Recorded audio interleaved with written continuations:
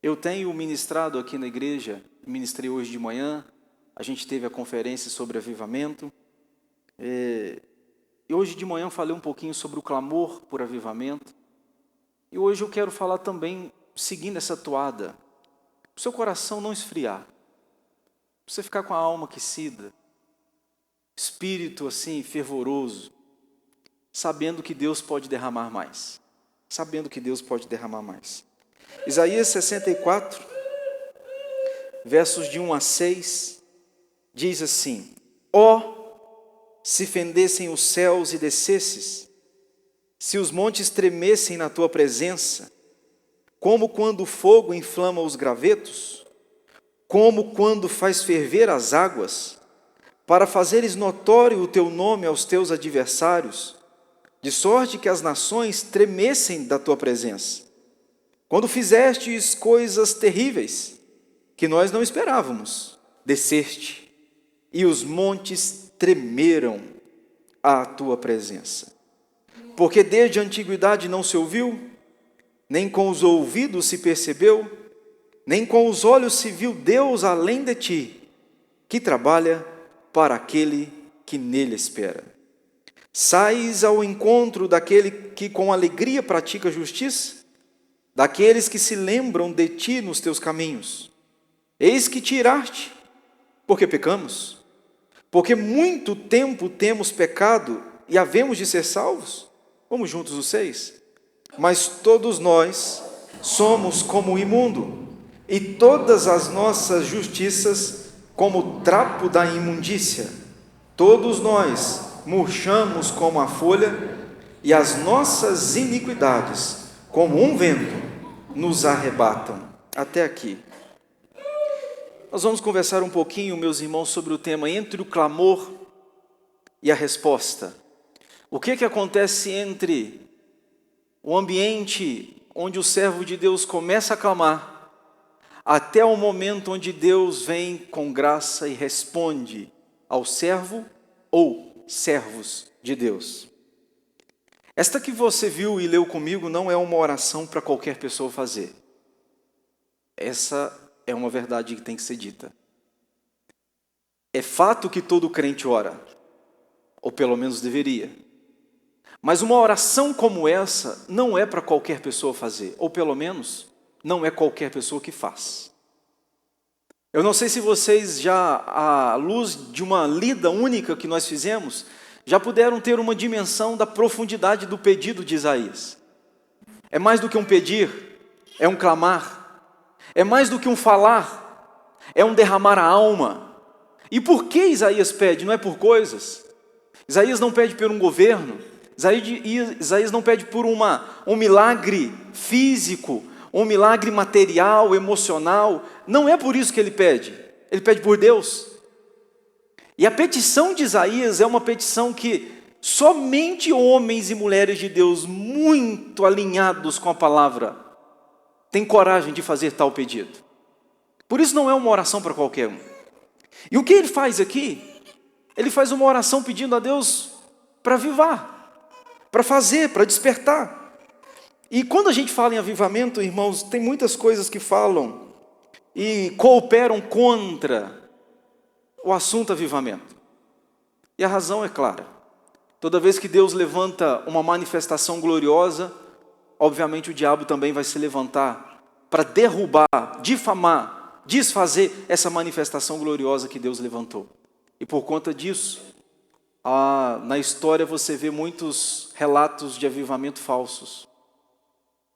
Alguns emocionais, Manolo orou e falou sobre isso. Alguns emocionais, onde o povo só chora.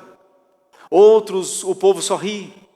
São avivamentos que só causam na gente aquilo que o ser humano gosta, só prazer. Mas quando você olha para a história dos avivamentos genuínos, eles são muito mais do que isso. Embora podem ter choro, embora podem ter riso, mas o avivamento genuíno vem do coração, é um derramar de alma, é um quebrantar, é uma fome de Deus e de nada mais. A fome é apenas de Deus, é específico.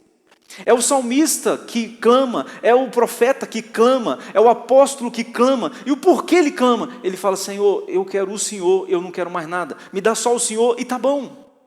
Quando o nosso coração começa então a pedir isso, as coisas começam a mudar. A gente é pai, né? A maioria de vocês são pais. Você já viu quando o seu filho está interessado por alguma coisa? E na verdade ele não quer você. Às vezes ele quer o que você está oferecendo. Minha patroa comprou lá em casa agora um pirulito gigante. Eu pedi ela para comprar um pirulito gigante. E o que é o gigante? É porque ele é maior do que o comum. Ele é uma bolinha, assim, tipo uma maçã do amor mini. E eu sou um pouco criança. Eu falei, olha o que você achar, meu bem, compra o pirulito aqui. Beleza, comprou. Lá em casa é assim, se eu vou chupar o pirulito, Ravi viu, tem que chupar também. E é assim, irmão. Se eu pego um pirulito, eu sou o maior paizão da terra. Eu sou incrível. Eu sou top. Eu sou o cara que é o parceirão para todas as coisas. Mas se eu nego o pirulito, ele não perde tempo. Não sou seu amigo mais. Também não brinca comigo. Porque eu sei, é criança. Eu também fui assim e sou assim em muitas outras áreas. O interesse não é por mim, é por aquilo que eu estou na mão. Agora pensem vocês, Deus. Se quando a despensa da nossa casa falta, e eu vou a Ele e digo, Pai, faltou alimento, faltou arroz, faltou feijão. Aí Deus me dá o arroz, me dá o feijão, e eu viro as costas.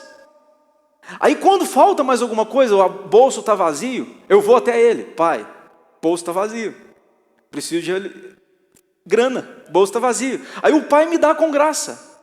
Chega uma hora que o Pai fala assim, menino miserável. Eu fingindo que eu sou Deus. Menino miserável, você só vem aqui para me procurar. Quando falta na despensa, você bate na minha porta. Quando falta no bolso, você bate na minha porta. Você não me quer, não? Agora pensa no contrário. Aonde você pode ter até falta na sua despensa, até falta no bolso, porque é comum faltar no bolso. Mas você, a despeito disso, você chega diante de Deus e diz assim, Senhor, eu quero o Senhor. Não precisa de encher minha despensa, me dá o Senhor. Não precisa de encher o meu bolso, Senhor, me dá a tua presença, me dá mais de ti. Pensa, se nós que somos humanos nos alegramos, será que Deus não se alegra também? Talvez seja aí onde Moisés revelou para mim e para você, quem era o Moisés? Quando Deus falou com ele assim, Moisés, olha, eu vou mandar um anjo para ir na frente, ele vai fazer tudo o que tem que fazer, mas Moisés, eu não vou. E Moisés fala uma coisa assim, que é a chave talvez da vida de Moisés. Moisés diz, Senhor, se o Senhor não vai, eu não quero saber de anjo, eu não quero ir, o negócio é o seguinte, ou o Senhor vai com a gente ou ninguém vai. O coração dele estava revelado ali. Eu quero é o Senhor, Deus, o Senhor não entendeu, eu não quero um anjo, eu não quero milagre, eu quero o Senhor. Aí Deus olha para um pedido desse, é claro que um pedido desse mexe o coração do Eterno. Aí Deus então fala, Moisés, não dá bom, então eu vou com você, já que você me quer, eu vou com você. Isaías está fazendo um clamor aqui, meus irmãos, que vem de textos atrás. Se vocês lerem a partir do capítulo 58, nós estamos no 64. A partir do 58, ele começa a fazer denúncias à nação. Ele começa a denunciar pecados. Ele começa a denunciar abandonos de Deus. Por isso que nós lemos aqui, as vossas iniquidades faz separação entre vós e o vosso Deus. Lemos intencionalmente. Por quê? Do capítulo 58 até o 64, tem várias acusações para a nação. Dizendo, vocês têm que se arrepender, vocês têm que confessar o pecado. O povo ia para o culto, mas no culto não queria Deus, queria as coisas que Deus dá. O povo vinha para a igreja para cantar, para adorar, mas não era Deus o fator principal, eram as coisas que Deus dava. E Deus por diversas vezes levantou profetas para fazer essa denúncia. Vocês não me querem, vocês estão querendo a minha bênção, mas vocês não me querem. E aí, chega no capítulo 64, irmãos, e o capítulo 64 é final da vida de Isaías. Aqui os irmãos de cabelo branco, e eu me incluo neles, os irmãos de cabelo branco não desistam de orar por avivamento, porque Isaías está no final da vida, e ele está dizendo, rasga os céus, fende os céus. O homem está no final do ministério, é o final do tempo de profecia dele. Se vocês perceberem, é o capítulo 64. Ele está encerrando a jornada, ele está guardando as chuteiras, ele está pendurando o paletó. E fazendo isso, ele não se acomodou. Ele está no final da vida, mas ele está dizendo: Senhor, eu quero experimentar mais do Senhor, eu quero derramar mais do Senhor. Eu olho para a nação, vejo o pecado. Eu olho para o povo, vejo imundícia. Eu olho para mim, vejo corrupção. Mas quando eu olho para o Senhor, eu vejo graça. Então rasga os céus e desce. Então não desiste de orar, irmão. Mesmo que você tenha um cabelo branquinho, ou falta um pouquinho, não tem problema. Mas mesmo que a sua idade está um pouquinho avançada, não tem problema. Continue pedindo a Deus para derramar, para descer, para vir. Agora eu queria pensar com vocês algumas coisas. Quais os pedidos que o profeta faz a Deus? Quais os pedidos que o profeta faz a Deus? Em primeiro lugar, vejam vocês no verso 1, que o profeta deseja a Deus. Olha o verso 1. Ó, se fendesse os céus e descesses. Ó, se os céus fendessem. Fenda é uma abertura, é uma brecha no céu. Isaías está dizendo: Senhor, eu sei que o Senhor está no trono, eu sei que eu estou na terra, mas se o Senhor rasgar os céus e vir com a sua presença manifesta, tudo muda. Percebam, meus irmãos, que ele não está pedindo bênçãos, ele não está pedindo algo que Deus pode dar, embora Deus pode dar muitas coisas, mas ele está dizendo assim: Senhor, eu estou querendo é o Senhor, abre os céus, deixa eu ter uma conexão direta com o Senhor, vem na terra com uma presença gloriosa, eu quero o Senhor. Ele não pede bênçãos, ele não pede prosperidade, ele pede solução de Deus imediata com a presença dele. Irmãos, quando você está num deserto, 50 graus, você não pede: me dá uma água saborizada. Vocês já viram água saborizada? Não é de Deus aquele negócio, não. Ô gente, a água tem que ser água, né, não? As pessoas pegam as fatias dos negócios e põem naquele... Gente, não, tem gente que gosta, tá tudo bem. Mas eu não consigo beber aquilo, não. Água para mim tem que ser água. Quando você está no deserto, você não quer água saborizada. Quando você quer no deserto, você não quer um refrigerante. Quando você está no deserto, você não quer suco. Tudo isso contém água. Quando você está no deserto, você quer Deus. Isaías, quando você está no deserto, você quer água pura. Ou seja, quando você está no deserto, você não quer as coisas de Deus. Quando você está no deserto de verdade, você quer o próprio Deus. Você não tem tempo para firulas. Por isso que às vezes Deus põe na vida da gente algumas magrelas. Sabe por quê? Para a gente parar de perceber coisas, valorizar tantas coisas, e aí você olhar para cima e falar: Deus, não está, é o Senhor mesmo que eu preciso. Chega de pedir coisas, chega de pedir objetos, chega de pedir grana. Senhor, eu estou querendo é o Senhor, porque mesmo se eu tiver grana, se eu tiver objetos, isso tudo passa. Agora, se eu tiver o Senhor, eu tenho a melhor coisa que eu posso ter na terra. Então ele não pede bênçãos, ele não pede prosperidade. Sabe quais são os livros mais vendidos do nosso século? Atual. Não do século todo, mas estou falando do tempo atual. Os livros mais vendidos têm a ver com grana. Enriqueça rápido. Pai rico. Pai pobre. Alguma coisa nesse sentido, se eu não estou confundindo. São os livros vendidos. Olha, como enriquecer do 0 ao 1 milhão. Porque a galera quer dinheiro, cara. Pastor, eu só estou falando que nós não podemos. Não estou falando que não podemos ter. Eu estou dizendo que você percebe como que é o desejo da sociedade. Escreva um livro, mais de Deus. É só quem quer mais de Deus mesmo que compra, é um pouquinho de gente. Agora escreva um livro, mais de 1 milhão. Isso vende. Isso vende. O profeta não quer coisas. O profeta quer o próprio Deus. Ele não quer água mais. Ele quer a água. Ele quer a essência. Ele quer Deus. E ele diz: ó, se fendesse os céus e descesses. Eu não quero outra coisa, Senhor. Eu quero que o Senhor desça. Agora percebam comigo. Qual o pedido do profeta? Em segundo lugar, ele deseja a presença manifesta de Deus. O verso 2 diz assim: como quando o fogo inflama os gravetos. Muitos de vocês aqui devem ter em casa, pelo menos o pessoal que mora na roça, fogão a lenha. E fogão a lenha é um negócio bom, né? Quando você vai acender o fogo do fogão a lenha, você pega toras para pôr fogo nelas. O que é o primeiro passo? Vocês que entendem. Graveto, de preferência seco. Você pega um fechinho de graveto, coloca no fogão a lenha, atia fogo nele, pega fogo rápido. E a partir dele, você pega madeira, toras maiores para encostar ao lado e o fogo se espalhar. Agora presta atenção o que o profeta está falando: Senhor, eu sou o graveto. Eu estou tão seco, tão árido, mas Deus, se o Senhor descer, assim como o fogo espalha num graveto seco, o fogo vai se espalhar através de mim. Percebam que ele está pedindo, irmãos, Deus, e ele está pedindo Deus para se manifestar. É para o fogo queimar. Não é para ver, não é só para perceber, é para ser consumido por Deus. Assim como o fogo queima o graveto, faz isso, rasga os céus e desce. Irmãos, o fogo é um dos elementos mais poderosos que nós temos no nosso planeta. O fogo é essencial. E em contrapartida, um graveto seco, ao encostar no fogo, o fogo se espalha. Por isso você pega Dwight Lyman Moody, falaram com ele assim, Dwight Lyman Moody, quando Deus quer avivar uma igreja, o que ele faz? Ele diz, o que Deus faz? Por onde ele começa? Aí Dwight Lyman Moody respondeu, Deus começa fazendo o graveto seco no púlpito incendiar, porque a partir daquele graveto seco do púlpito, os membros, a igreja incendeia junto.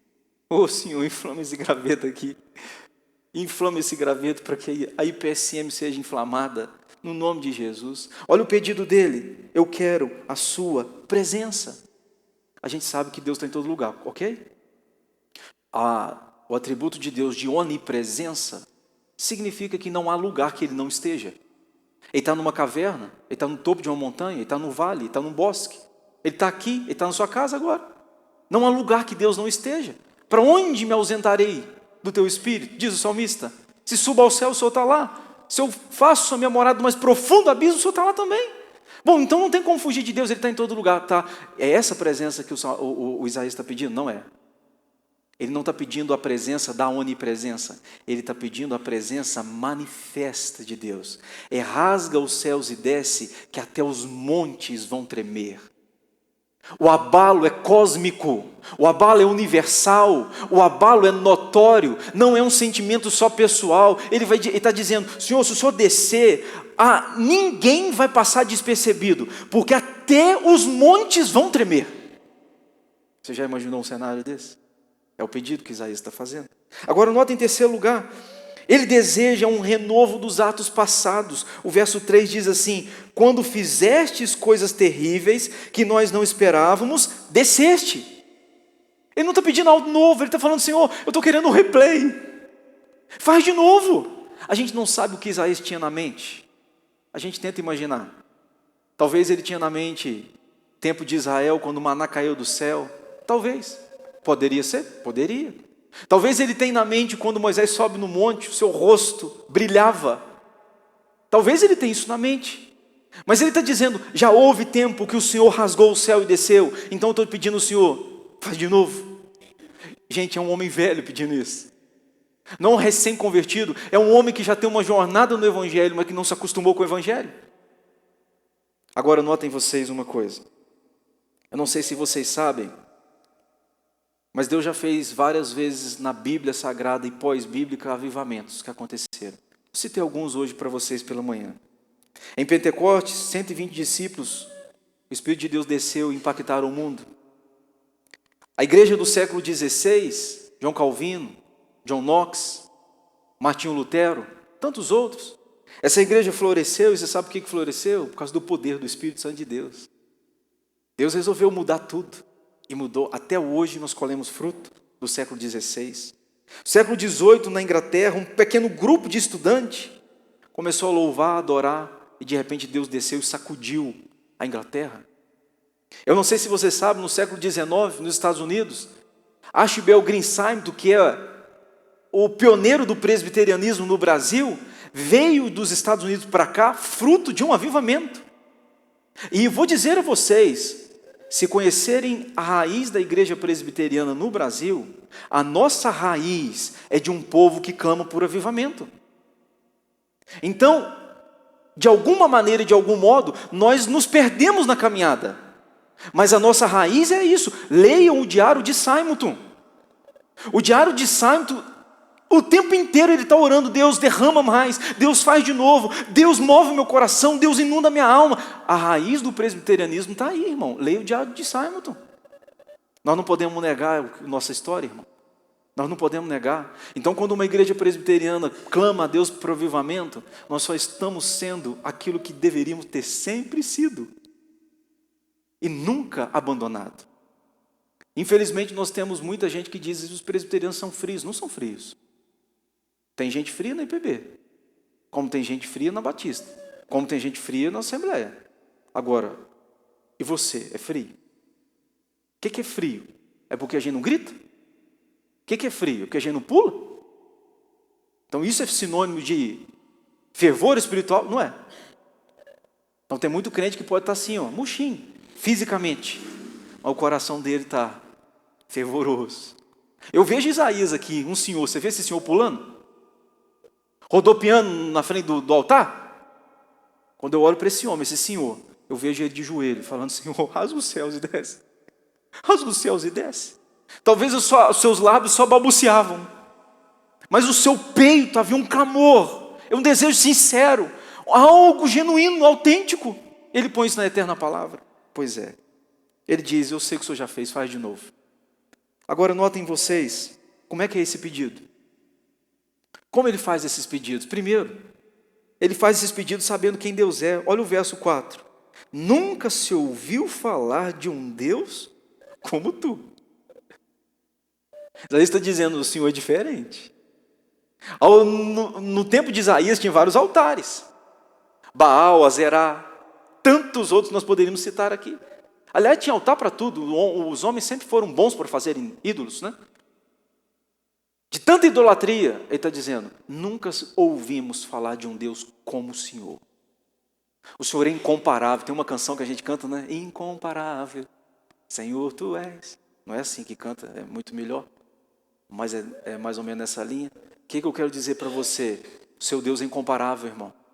Pastor, o que nós temos que fazer? Nós temos que conhecer Deus, irmão. Nós precisamos conhecer Deus. Deus é o Criador de todas as coisas, sustentador de todas as coisas. Deus é o autor de todas as coisas. Deus é autoexistente. Você sabe o que é autoexistente? É um Deus que sempre existirá e um Deus que não teve começo, não tem meio e não tem fim. Ele existe para si e somente para si. Ele não depende de coisas extras para viver. Você depende. Se você não come, você morre. Se você não bebe, você morre. Mas Deus, não. Nada mata Deus. É aquela criança que orou, né? Papai do céu, abençoe meu pai e minha mãe, a minha vida. Mas papai do céu, cuida do Senhor, tá? Deixa nada de mal acontecer com o Senhor, não. E a mãe, curiosa, perguntou, filho, por que você pediu o papai do céu para cuidar dele? Mãe, porque se der alguma coisa ruim com o papai do céu, nós estamos lascados.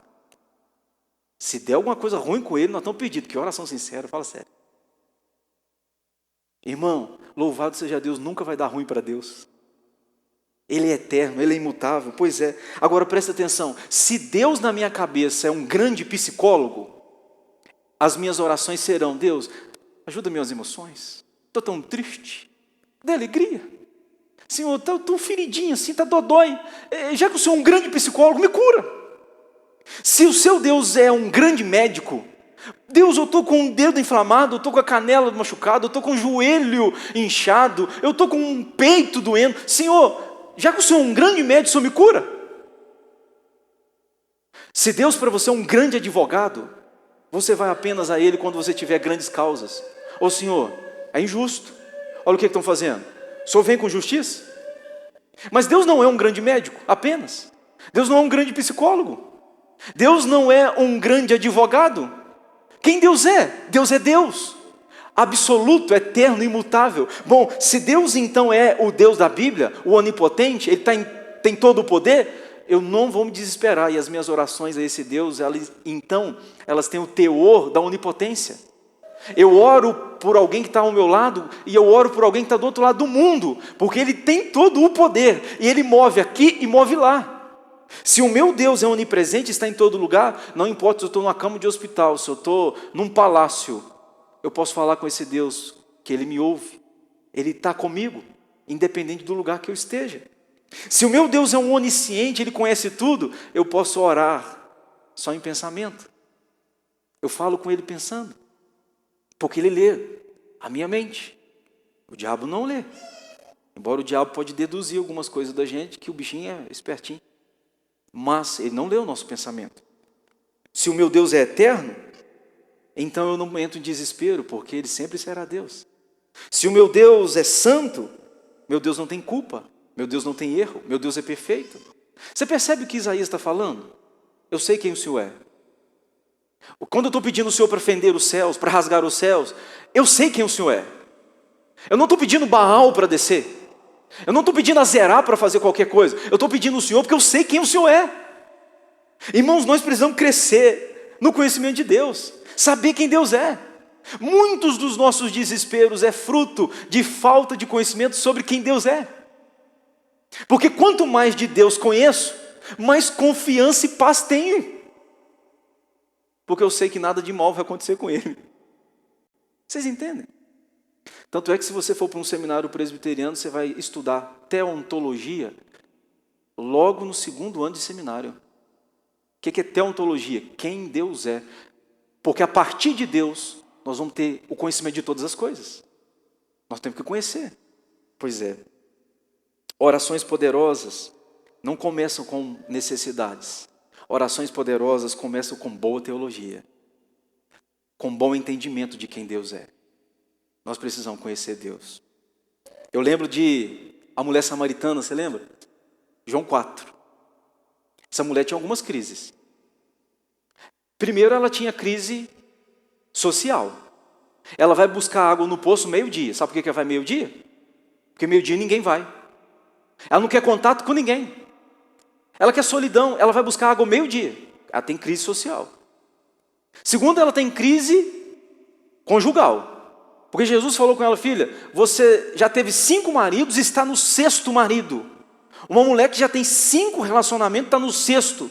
Ela está em crise. Ninguém quer ela, ou nada dá certo para ela. Essa mulher está procurando soluções em coisas que não tem solução. Ela tem crise. Mas ela tem uma terceira crise, a crise espiritual. O Senhor Jesus olhou para ela e falou assim, dá-me água. E ela diz, depois você pode ler em João capítulo 4, Jesus falou para ela assim, dá-me água, dá-me de beber. Aí ela falou assim, Senhor, como sendo tu judeu pede de beber a mim? Aí olha o que Jesus fala para ela. Se conheceres quem era Deus e quem te pede, tu lhe pedirias, ele te daria água da vida. Olha o que ele está falando. Se você conhece quem está falando com você, se você entendesse quem é este homem que está na sua frente, se você entendesse quem é o meu pai, toda a sua história seria mudada. Qual que é a base, irmão? Nós precisamos conhecer quem Deus é. Aí essa mulher daqui a pouco vê Jesus como profeta, daqui a pouco ela vê Jesus como Senhor, e ela se torna uma missionária. Ela sai dali, vai para os samaritanos e ela prega Jesus para os samaritanos. Uma mulher que tinha crise social, crise emocional, crise conjugal. Ela sai agora porque as crises foram resolvidas, porque ela conheceu quem estava falando com ela. Como é que Isaías faz esses pedidos? Segundo lugar. Primeiro, ele sabe quem Deus é. Segundo, ele sabe quem ele é, quem nós somos. Olha o verso 5. Todos nós somos o imundo. Ô, irmãos, ele vai usar algumas figuras aqui no verso 5 que são curiosas. Primeiro, ele usa a figura do imundo. O imundo era o leproso. A lepra, você sabe, hoje é hanseníase. Graças a Deus tem tratamento. Graças a Deus. Então, um sujeito leproso não é sinônimo de que ele vai ter uma vida ruim. Graças a Deus por isso. Deus deu vitória. Mas nesse tempo, o imundo, o leproso, morte, filho. Você vai morrendo gradativamente. É a pior das mortes. Porque existe a morte que você dorme e não acorda mais. Que ótimo. Mas existe a morte que você vive e vai morrendo. E a lepra era assim. Olha a figura. Ele diz imundo. Segundo, ele vai dizer trapo de imundícia. Sabe o que é trapo de imundícia? Absorvente feminino. Trapo de imundícia era o pano que a mulher colocava quando ela estava menstruada. E a mulher pegava esse pano agora sujo, de sangue podre. Desculpe a figura, eu tenho que chocar você. Esse pano sujo de sangue podre. Aí Isaías está dizendo assim, pois é, as minhas melhores obras é como esse pano sujo de sangue podre. O que se faz com um pano sujo de sangue podre? Nem lavado pode ser. Tem que ser descartado. Isaías está dizendo, as minhas melhores ações não prestam. Eu sou um leproso, eu sou um imundo, as minhas melhores ações não prestam. E aí ele vai dizer, todos nós murchamos como a folha. Ali em casa, de vez em quando, do lado tem um terreninho, aí tem umas plantas ali, aí cai uma folha. Gente, você acredita? 3, 4 dias uma folha está seca, dependendo do clima. Rapidinho seca. O vento vem, leva para um lado, para o outro, daqui a pouco, cadê a folha? Sumiu. Ele está dizendo, é assim, Senhor, eu sei quem eu sou. Eu sei que eu sou passageiro, eu sei que eu sou pecador, e eu sei que as minhas melhores intenções é como um trapo, é como um pano cheio de sangue, que nem lavado pode ser, tem que ser jogado fora. Eu sei quem eu sou. Olha o que Isaías está dizendo, eu sei quem o Senhor é, mas eu também sei quem eu sou. Irmão, não tenha medo de chegar diante de Deus e falar isso para Ele. Eu sei quem eu sou, Pai. Eu sei do meu pecado, eu sei da minha miséria, eu sei que os meus melhores atos, as minhas melhores intenções, elas não servem para nada para o Senhor rasgar os céus e descer. Mas então por que o Senhor pede, Isaías? Sabe por que ele pede? Ele pede não é por causa dele, ele pede por causa de Deus. Ele pede porque ele sabe que Deus pode. Ele sabe que Deus é misericordioso, ele sabe que Deus pode descer, pode derramar, pode avivar, pode fazer. Ele sabe que Deus já fez, então ele fala, faz de novo. Irmãos, então volte a desejar Deus acima das atividades. De vez em quando as pessoas me pedem, pastor, nós precisamos de mais de culto, nós precisamos de mais de culto, precisamos de um culto no sábado, precisamos de um culto na segunda, precisamos mais de culto. Irmãos, nós não precisamos mais de culto, nós precisamos mais de Deus. Chega de atividade, chega de fazer, chega de compromisso A, compromisso B, chega, nós estamos precisando é de Deus. Para que tanta coisa sem Deus? Nós precisamos é de Deus, mesmo que façamos menos coisa. Vocês estão entendendo o que eu estou falando? Às vezes a gente está com a agenda cheia, Deus me provou isso na pandemia. Eu pastoreava a igreja de Carangola, atividade todo dia, às vezes 2, 3 atividades no mesmo dia. De repente veio a pandemia, pá! O que nós vamos fazer agora? Um culto por semana, online. Talvez Deus tinha dito para nós, eu não quero esse ativismo, vocês têm que passar a procurar a mim. Tenham mais fome de mim. Irmão, nós não precisamos mais de culto, não. Você não precisa de participar de mais de evento, não. Você precisa de Deus. Ô pastor, então por que você faz evento? Para te mostrar que você precisa de mais de Deus. Evento, sabe? A palavra já diz tudo. É vento. O evento é vento. Por isso que eu disse, os eventos que a gente faz aqui são desculpas, irmão. Desculpa para você convidar pessoas, desculpa para você orar mais. É só para você dar um motivo a mais. Porque passa. Se a sexta-feira o seu coração não foi impactado e esse fervor não se manter, vai passar, vai ser inútil. Então não é mais de culto que a gente precisa é mais de Deus. Por isso que Isaías está falando, não faz um culto novo não, Senhor. Não fala para a igreja para fazer mais culto, não. Rasga o céu e desce, que eu estou cansado de culto, eu quero o Senhor. Segundo, você percebe o valor da oração? Você percebe que ele está orando aqui, não é por bênçãos? Não, entenda o que eu vou dizer, por favor. Por favor. Não está errado pedir coisas para Deus. Eu já disse que, diante de Deus, eu sou um pidão. É claro, eu vou pedir para quem, ué? Você quer que eu peça para Satanás? Tem que pedir para Deus mesmo. Não está errado pedir. Mas perceba que a oração de Isaías não tem petição por coisas. Política estava um caos. Os sacerdotes corrompidos. O plano de saúde não cobria nada não, nem plano tinha. Não tinha aposentadoria. Não tinha nada, ele está perto da morte. Você perceba que o pedido dele não é para o governo. O pedido dele não é pela saúde. O pedido dele não é pelo bolso. O pedido dele não é por um seguro. O pedido dele é pelo próprio Deus. Então as nossas orações deveriam ser mais regadas assim. Intencionais. Ô Senhor, rasga os céus e desce.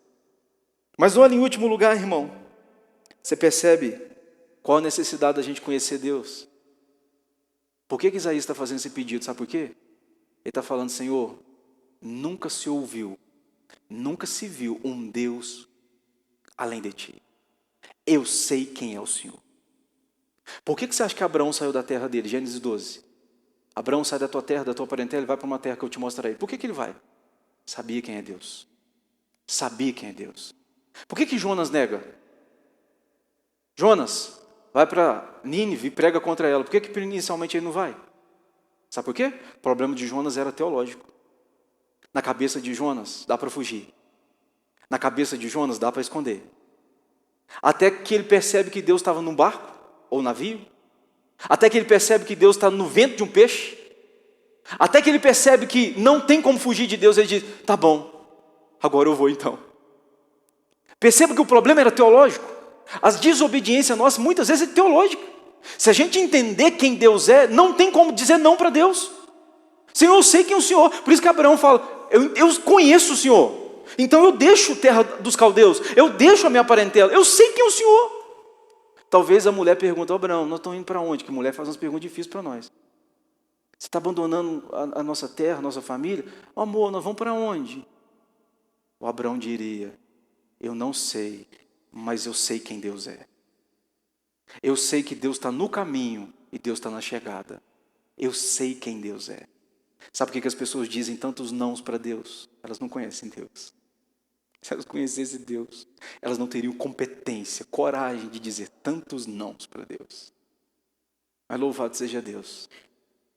Isaías diz, não há Deus além de ti, eu te conheço. Fende os céus, rasga os céus e desce. Jesus foi uma manifestação dessa. Quando Jesus abre mão da sua glória e desce, é o céu se fendendo. Só que não é uma manifestação única.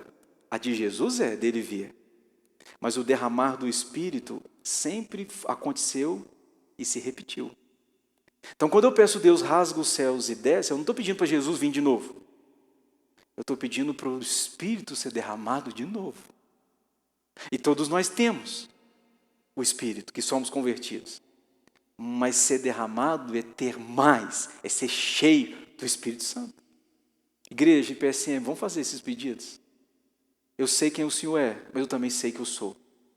Eu sei que o meu coração é pecador, mas eu sei que há mais graça em ti do que pecado em mim. Então desce, que o cenário muda. Percebam que o ataque é cósmico. Até as montanhas sentirão quando os céus se fenderem e Deus descer.